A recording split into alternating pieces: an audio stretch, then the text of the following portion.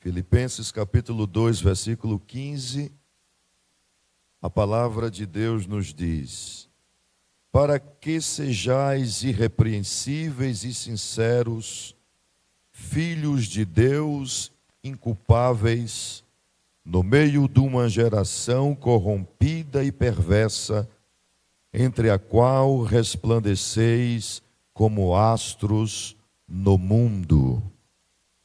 A igreja poderia repetir após mim esse texto sagrado?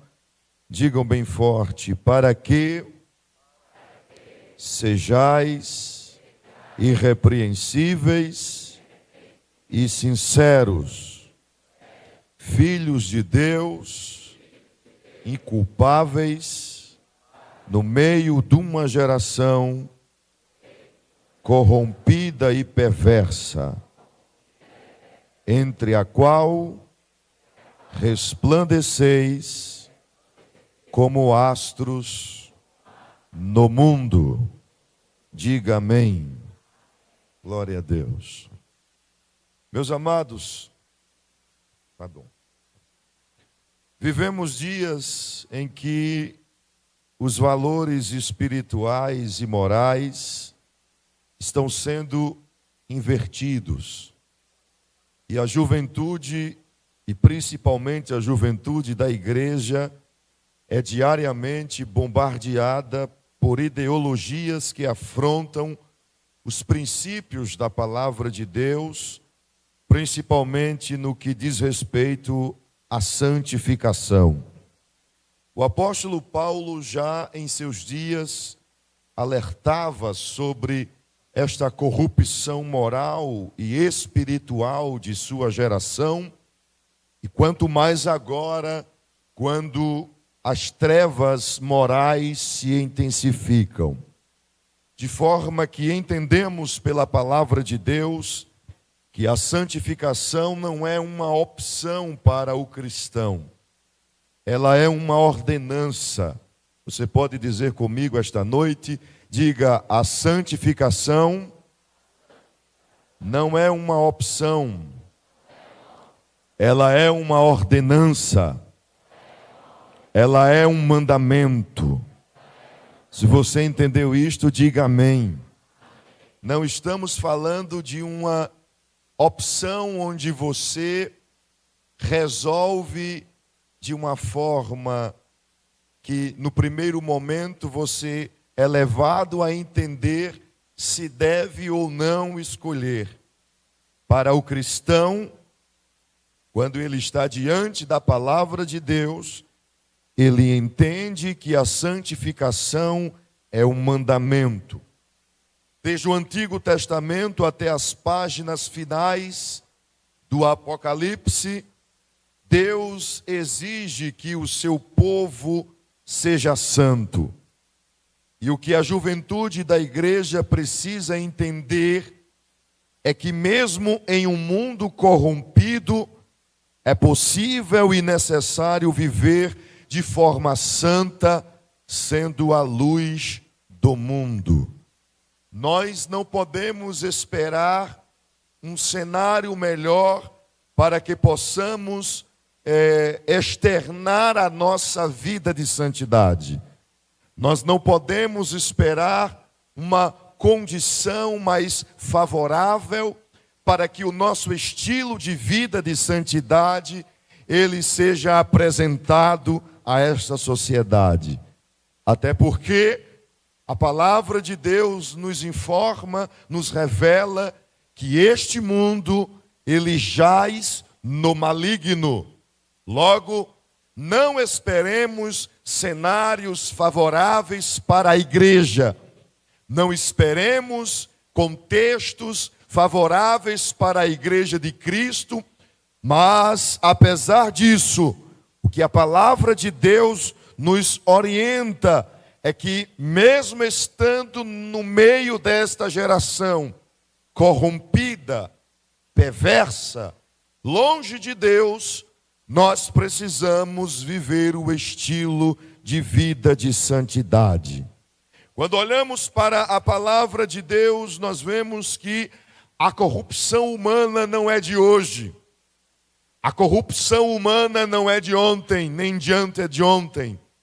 A corrupção humana, a sua origem, nós podemos ver na palavra de Deus, no livro do Gênesis, capítulo 3, a partir do versículo 1 em diante.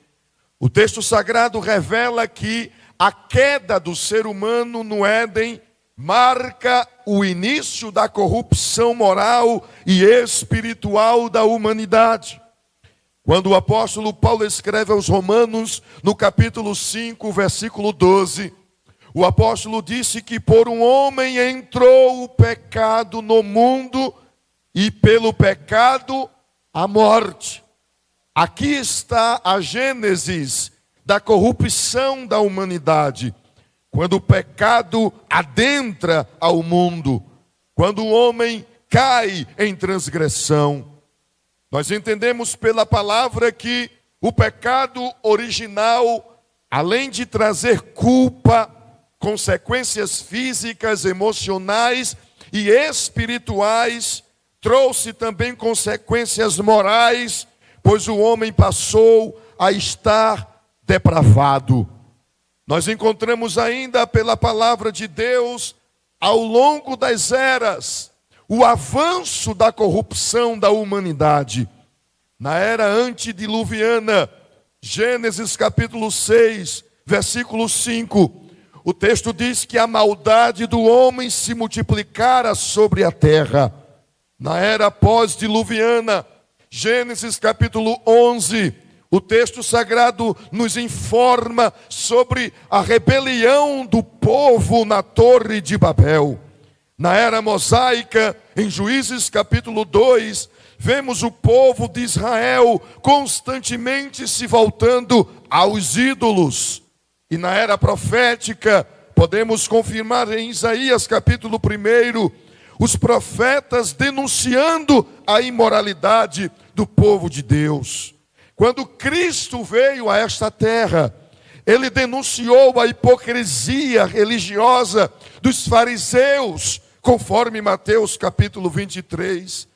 E nos dias do apóstolo Paulo, a cidade aonde estava a igreja, a quem ele endereça esta carta, a carta aos Filipenses, a cidade de Filipos era uma colônia romana influenciada pelo paganismo e por práticas imorais.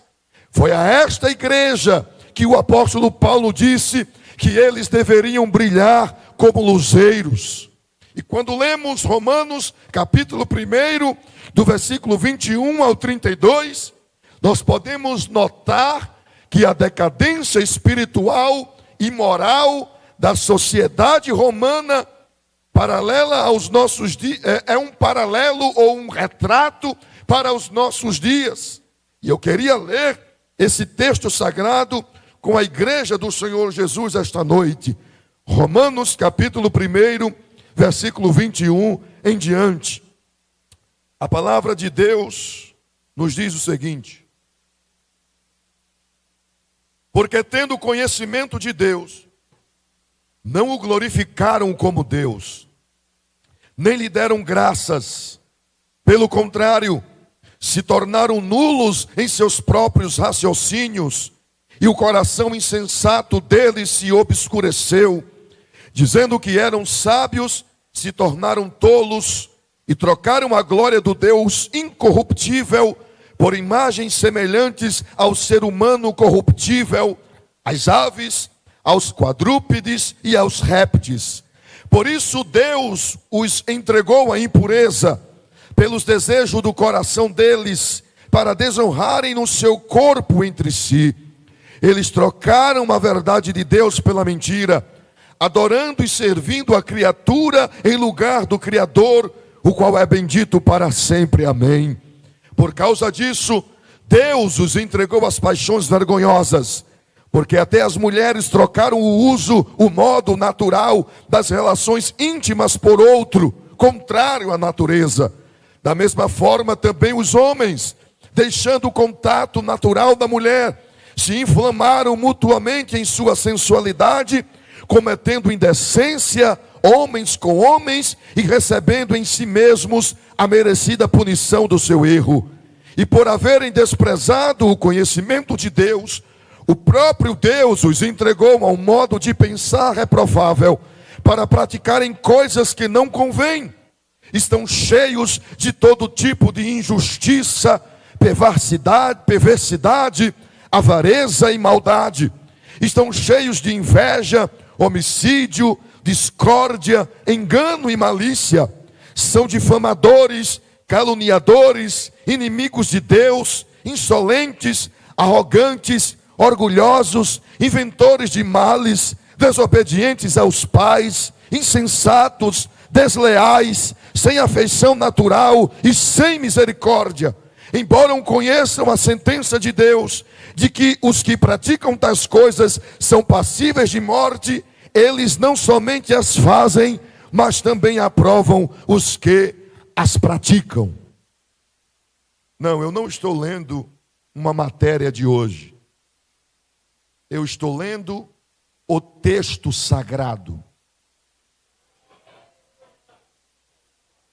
E parece que eu estou descrevendo a sociedade que nós estamos inseridos. Por isso que disse que a cidade de Filipos, que era uma colônia romana influenciada pelo paganismo e pelas práticas imorais, é um retrato da nossa sociedade. E foi ali, para a igreja que ali estava, que o apóstolo Paulo disse que eles deveriam resplandecer como astros no mundo. E nos dias atuais, a igreja continua no meio dessa geração corrompida, depravada, que promove para a sociedade ideologias anticristãs, que ferem os princípios da santidade, um critério elementar para o relacionamento com Deus. E o que é que esta sociedade promove, que afronta a santidade de Deus? Nós poderíamos enumerar algumas, mas pela exiguidade do tempo, vamos destacar 3 que consideramos principais para a temática deste congresso. A primeira ideologia é o relativismo. Diga comigo, relativismo. O relativismo prega, e os jovens sabem bem disso, que não há verdades absolutas. Tudo depende do ponto de vista. Cada pessoa define o que é certo ou errado, negando as verdades absolutas reveladas nas Escrituras. Cada um cria a sua própria verdade. O que pode ser certo para um, não pode ser para o outro, contradizendo assim a verdade absoluta revelada por Deus na sua palavra. O perigo do relativismo se dá porque se o que é certo para um não é certo para o outro, logo o pecado se torna inexistente. E o pecado é o único elemento que separa o ser humano de Deus. E o que tem de pessoas envolvidas com o pecado, na ilusão de que não é pecado,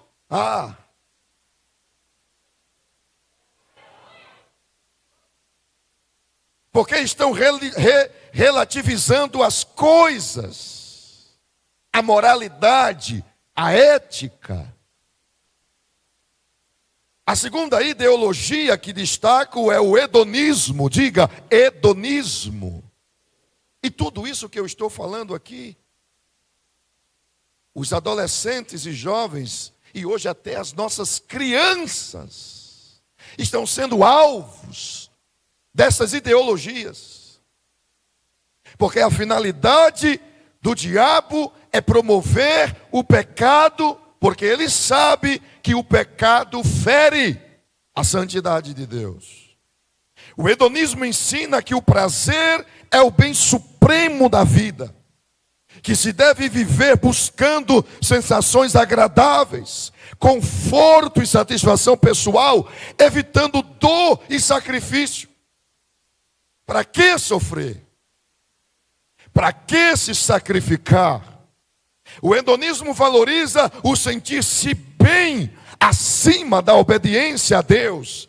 Se lhe faz bem, por que não? Se lhe causa prazer, por que não? A obediência a Deus é colocada em segundo plano, é algo secundário. O hedonismo incentiva uma vida sem cruz, uma vida sem renúncia, uma vida sem santidade.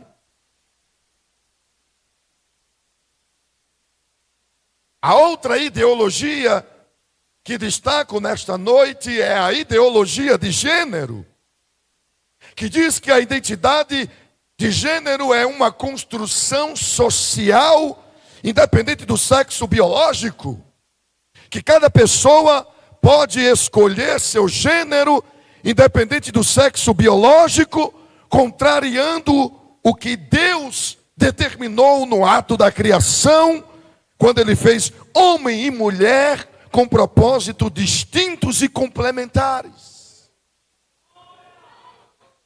Essas ideologias se apresentam como uma tentativa de nos corromper. Nós que já fomos alcançados pela graça de Deus, pela obra que Cristo realizou na cruz do Calvário. Eu preciso mais de som aqui, por favor. O apóstolo Paulo já nos advertia na segunda carta a Timóteo, capítulo 3, versículos de 1 a 5, que este tempo que nós estamos trabalhando, que nós estamos vivendo, seriam tempos trabalhosos, marcados pelo amor próprio, pela desobediência e pela impiedade. E isto já havia sido vaticinado no Antigo Testamento, quando o profeta Isaías, no capítulo 5, versículo 20, ele disse: ai dos que o mal chamam bem e ao bem mal. O retrato da sociedade aí fora é um retrato antigo de extrema degeneração social, de extrema corrupção social.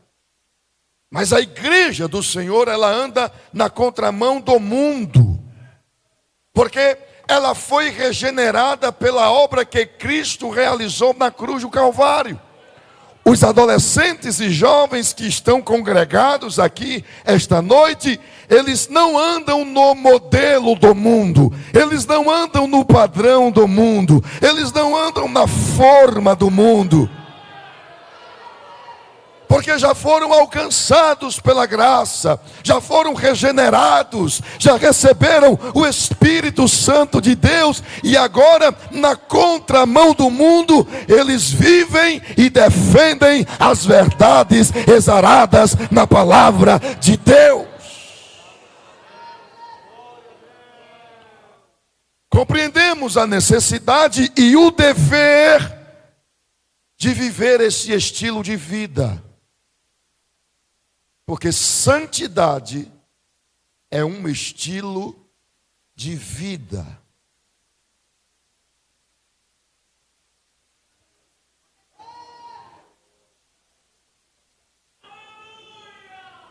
Estamos na era dos influencers digitais, que através de seus comportamentos e experiências, eles influenciam vidas. Mas a única influência que um rapaz e uma moça que serve a Deus, ele possa receber, precisa passar pela palavra de Deus, precisa estar embasada na palavra de Deus, porque nós compreendemos a necessidade e o dever de viver nesse estilo de vida, de santificação, de consagração, de separação total do pecado, para dedicar-se a Deus em espírito, alma e corpo. Amém? Porque existem pseudos evangelhos aí fora, dizendo que Deus só quer o teu coração, que Deus não está interessado no teu corpo, que Deus não está interessado nos teus comportamentos, na música que você ouve, na série que você assiste. Olha, é espírito, alma e corpo plenamente conservados em irrepreensível, em santidade para o Senhor.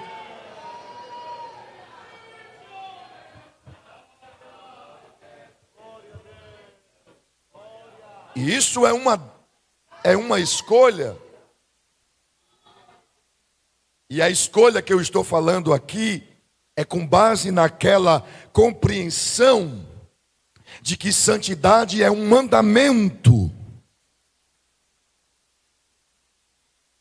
E a felicidade de quem entende isso se dissolve no final das coisas. Entender que tudo que sou, tudo que faço, deve perpassar por esse estilo de vida de santidade, é a garantia de continuarmos santificados. Porque como é o tema do congresso de vocês, eu vou contar até 3. 1, 2, 3.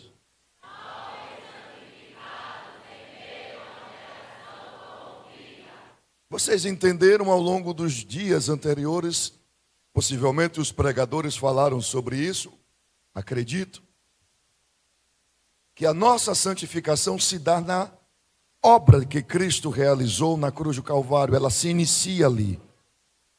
Quando a gente recebe pela fé o seu sacrifício, acontece em nós a regeneração, e a partir dela, o Espírito Santo promove em nós, pela sua palavra, uma santificação que progride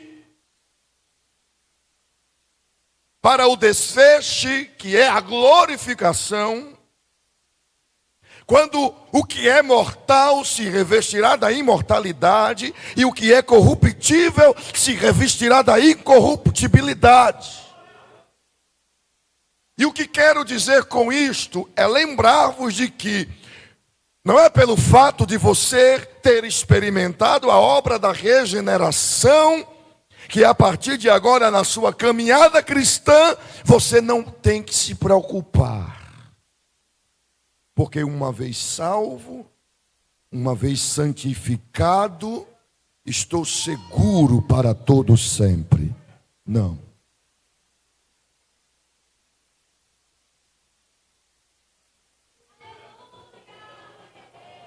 Precisamos continuar santificados. E talvez alguém me pergunte por quê? Primeira razão lógica, porque Deus é santo. Diga comigo, Deus é santo. Nós já dissemos na introdução que Deus exige do seu povo a santidade como a base do relacionamento com Ele, como o padrão de vida para o crente. Ele disse à igreja, ao povo de Israel e à igreja: sede santo, porque eu sou santo.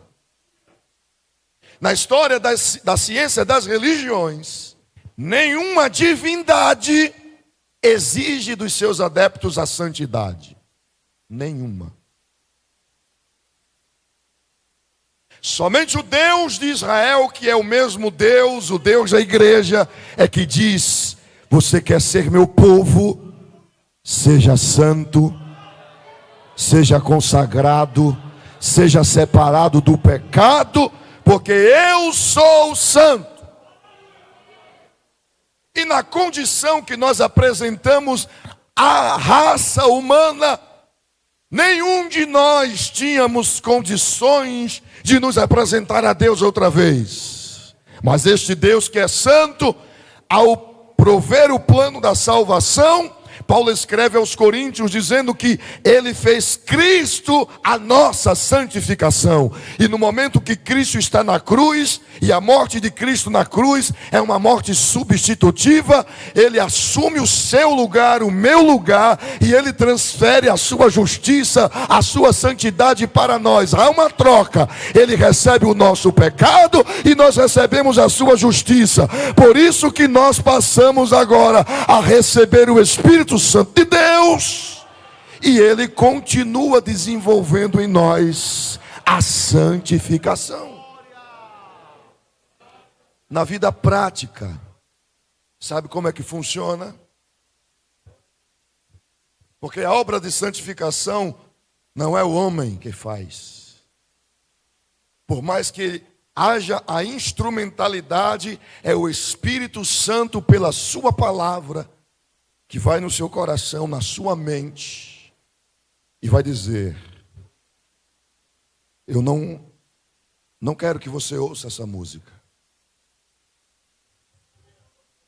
Eu não quero que você veja isso. Eu não quero que você não pode acessar aquilo. Você não pode andar dessa forma. Você não pode se vestir desse jeito. A sua maquiagem não pode ser dessa maneira. O seu corte de cabelo não pode ser dessa forma. Você falou uma coisa hoje, lá na escola, na faculdade, e eu não me agradei.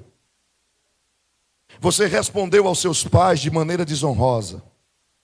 Você foi insubmisso à sua liderança. É o Espírito Santo que diariamente está nos aperfeiçoando. Por isso que nós precisamos do auxílio dele para continuarmos santificados. E a razão lógica, como já dissemos, em primeiro, porque Deus é santo. Em segundo, porque a santificação, disse Paulo em 1 aos Tessalonicenses 4:3, ela é a vontade de Deus. E se ela é a vontade de Deus, eu preciso me submeter a esta vontade. Porque do contrário, e aqui é o terceiro ponto, ninguém, disse o apóstolo aos Hebreus, ninguém verá a Deus. Pergunte para quem está do seu lado: você quer ver a Deus? Diga para ele: é claro que eu quero ver. Agora responda para ele: então, continua santificado.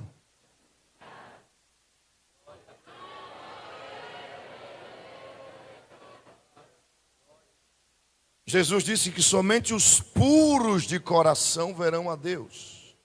O salmista disse que somente os limpos de mão e puros de coração estarão no santuário do Senhor.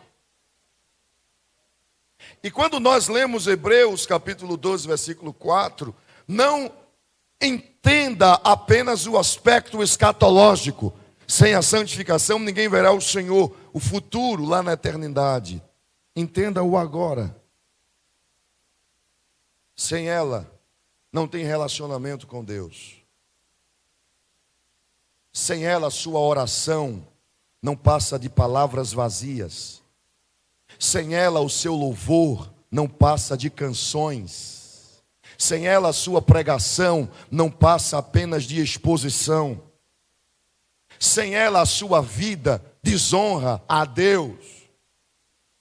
E Deus, Ele não compactua com quem está fora deste caminho de santidade. No dia da nossa conversão, nós não desencarnamos. A gente não saiu desse corpo e recebeu um novo corpo. Não, não, não.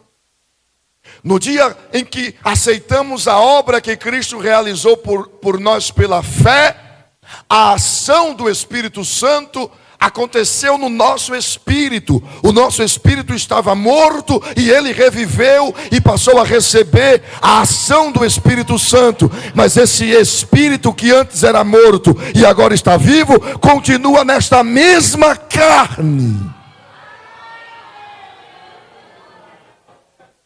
que se inclina pelas coisas da carne.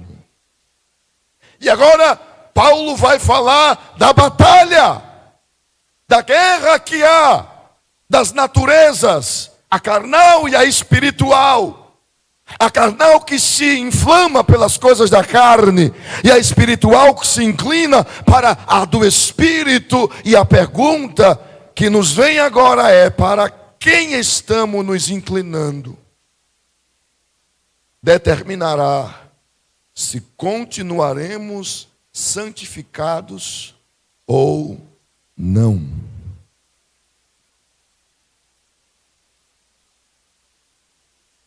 A palavra de Deus, no Salmo 119, versículo 9, o salmista perguntou: como purificará o jovem o seu caminho? E ele respondeu, digam após mim, observando-o. Digam mais forte, observando-o, conforme a tua palavra. Como você consegue continuar santificado se em você ainda impera a natureza humana falida no pecado? Se você está no meio de uma geração corrompida e perversa, que só te chama para o pecado? Se você estabelecer um relacionamento diário com a palavra, você consegue continuar santificado. E o que é que o diabo tem feito?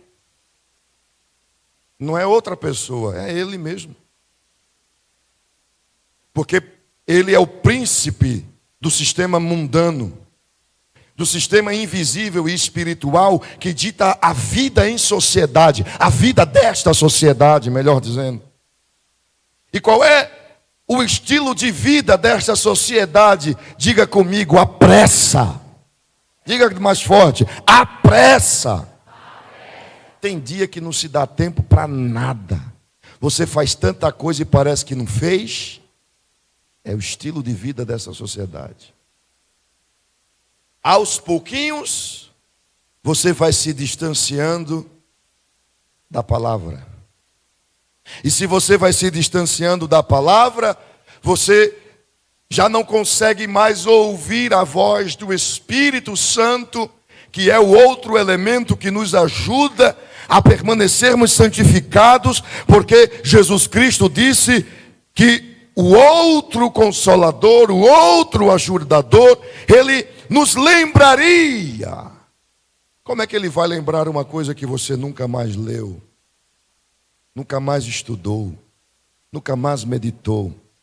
Se tem tempo para tudo e para tantas coisas, só não se tem mais tempo para investir na leitura da palavra, na meditação da palavra, no estudo da palavra, na pesquisa da palavra. Não somente os pregadores devem estudar a palavra, não somente os pregadores devem pesquisar a palavra. Temos que ser como os crentes de Bereia, para não engolir qualquer tipo de coisa.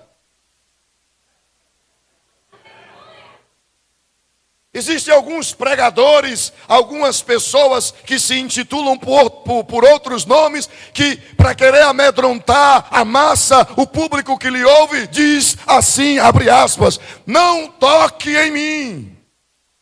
Não, irmão, pode tocar, toque em mim. Prove aí o Espírito, se o que está saindo da minha boca é dele ou se é coisa minha.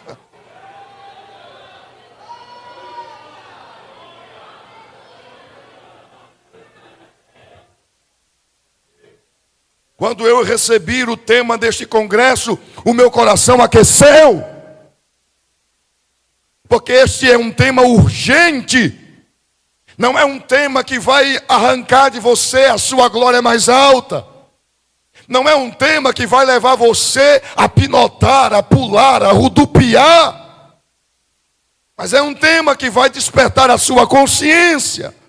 Porque que adianta você viver um congresso e quando ele acaba, sua vida não muda, seus hábitos continuam o mesmo, suas prioridades continuam as mesmas, você continua envolvido com o pecado.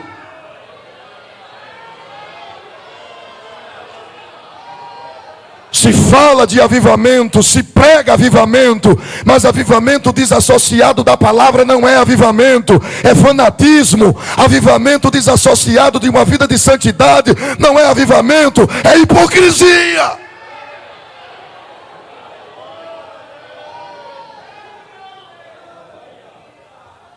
O que queremos? Se queremos continuar santificados, precisamos da ajuda do Espírito Santo, o outro ajudador, porque sem ele nós não conseguiríamos manter a nossa vida em santidade. E a garantia já está em Cristo Jesus, de que se permanecermos nele, ele nos dará a vitória. O resumo desta reflexão é de que Deus nos chama para viver em santidade, ainda que o mundo esteja corrompido. Deus chama você para viver em santidade, mesmo que a sua família seja uma família que tenha comportamentos reprovados. Deus lhe chama para viver em santidade no meio de uma escola, de uma faculdade, onde os seus amigos estão tão distantes dessa realidade. Mas lá, como uma luz, você precisa brilhar. Não aceite uma vida espiritual medíocre. Não se conforme com esta geração, mas como um astro, brilhe no meio das trevas. E eu queria chamar a sua atenção, eu já estou indo para a conclusão. Eu queria chamar a sua atenção para nesta oportunidade nós fazermos a renovação da nossa aliança com Deus. Porque Deus não está à procura de pessoas perfeitas. Ele está à procura de pessoas que, mesmo imperfeitas, querem brilhar com a luz da santidade. Porque viver uma vida de santidade não significa viver uma vida isenta dos erros. João escreve na sua primeira epístola dizendo: filhinho, eu vos escrevo para que não pequeis. Mas se pecar, tendes um advogado no céu junto ao Pai. Viver uma vida de santidade não significa dizer que você não pode estar, que você está isento das fraquezas. Mas é que apesar delas, você pode chegar junto a Deus e dizer: Senhor, eu fracassei. Eu errei de novo. Mas eu quero acertar. A vida de santidade do rapaz, da moça, ela pode ser entendida naquele momento que Cristo, depois de ter jantado, antes de assentado à mesa com os seus discípulos na ceia, que ele se levanta e ele pega uma toalha e se cinge, e ele pega uma bacia e enche de água, e ele começa a lavar os pés dos seus discípulos. No momento que ele chega aos pés de Pedro, Pedro diz: o meu Senhor não vai lavar. E ele diz: se eu não lavar os teus pés, tu não tens parte comigo. Foi quando Pedro disse: então não só lava os pés, lava-me por completo. E ele disse: Pedro, não é necessário te lavar por completo, porque vocês já estão limpos pela palavra que eu tenho falado. Eu só preciso lavar os pés. Por quê? Porque os pés se empoeiram, os pés tropeçam, os pés têm marcas, têm feridas, mas nas mãos do Salvador esses pés são restaurados de novo. E se você quiser renovar a sua aliança com Deus para continuar santificado no meio de uma geração corrompida e perversa, eu quero chamar a sua atenção. E eu não quero que você se constranja. Por isso que eu vou convidar toda a igreja a se colocar de pé.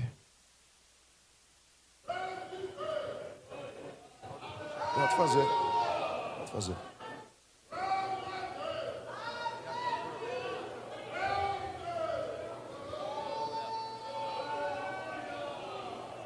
E eu queria pedir ao grande coral que vocês me ajudassem a chegar perto deste rapaz, desta moça. Se os irmãos também desejarem fazer, com sabedoria, prudência e santidade, fique à vontade. Eu preciso chegar junto a alguém que o diabo está pensando que vai sair vitorioso. Mas a palavra de Deus é luz, e ela iluminou a nossa mente esta noite, de que mesmo falhos, fracos, se nós invocarmos a ajuda do Espírito Santo, Ele nos dará outra vez a oportunidade de brilharmos como luzeiros neste mundo corrompido e pervertido. Eu queria que você olhasse para esse rapaz, para essa moça, e no grande coral, se não for pedir demais, pegue na mão dele, na mão dela, ou abrace ele, abrace ela, traga ele para junto de você e diga para ele: nós somos, mas diga com autoridade, nós somos a geração dos luzeiros.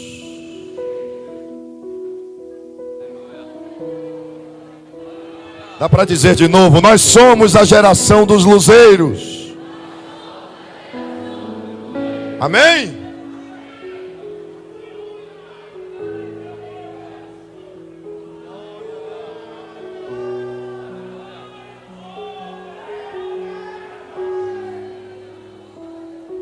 Feche seus olhos. Você quer continuar santificado? Além de ir à palavra, além de receber a ajuda do Espírito Santo, Ele pela palavra vai te conscientizar de que é necessário você estar no lugar aonde o Pai está. Porque o salmista no Salmo 91 ele disse: aquele que habita no esconderijo do Altíssimo, à sombra do Onipotente descansará. Existe um lugar seguro que Deus nos convida esta noite a entrar nele, e lá está a garantia de continuarmos santificados e sermos aperfeiçoados para o dia do arrebatamento da igreja, para que quando Ele vier buscar a sua igreja, a gente possa ser raptado, arrebatado. Porque somente os santos,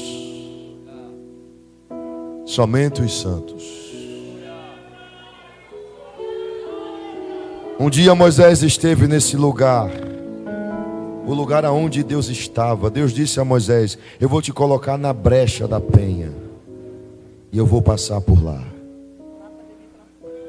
Jesus nos ensinou em Mateus que a maneira mais eficaz de chegarmos à presença do Pai é quando entramos no nosso quarto, fechamos a nossa porta e sozinhos, sem ninguém,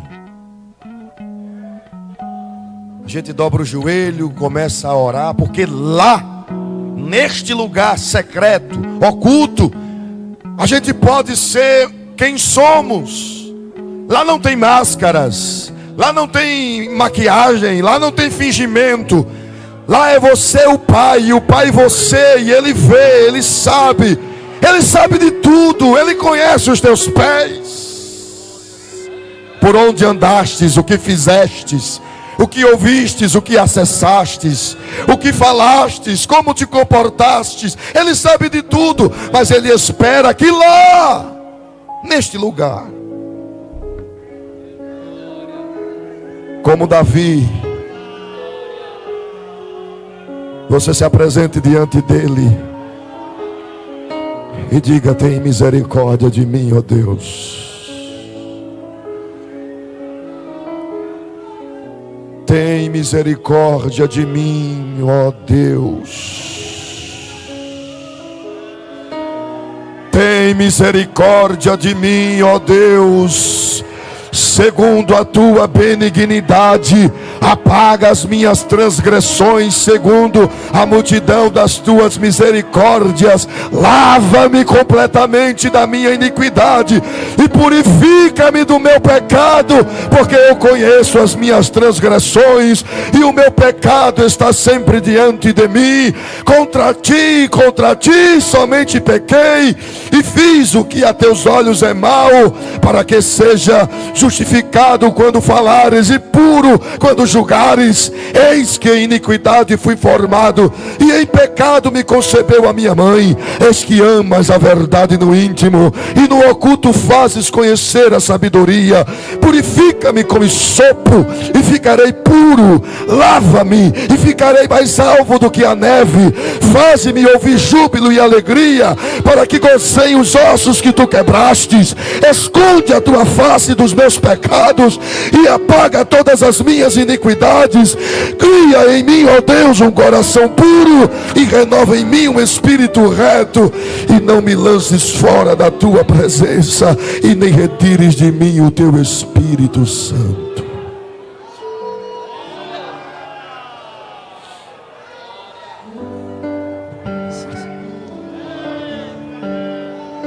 Feche seus olhos. Você pode fazer. Segura só um minutinho aí. Feche seus olhos. E faça este momento acontecer agora da sua vida. Faça a sua oração a Deus. E diga para Ele o quanto você deseja acertar. Senhor, nós queremos ser santos. E que a tua palavra nos purifique esta noite. Que o sangue de Cristo nos purifique esta noite. Que o teu Espírito Santo haja em nós nesta noite. Livra-nos da corrupção deste mundo. Nós oramos como Jesus orou, não para que nos tire deste mundo, mas para que nos livre do mal, do maligno, das ações do diabo. Aqui nesta noite há crianças, há adolescentes, há jovens, há adultos que estão se envolvendo com e que estão sendo alvos do diabo. O diabo está querendo atacar, o diabo está querendo destruir, o diabo está querendo aniquilar. Mas nesta hora nós levantamos um clamor: livra-nos, Senhor, da corrupção deste mundo. E nos ajuda a ficarmos firmes, mesmo quando todos caírem. Que essa juventude, Senhor, seja conhecida como a geração separada, consagrada, cheia do Teu Espírito Santo. Porque o nosso desejo é ser santo. Diga comigo: eu quero ser santo. Diga mais uma vez: eu quero ser santo.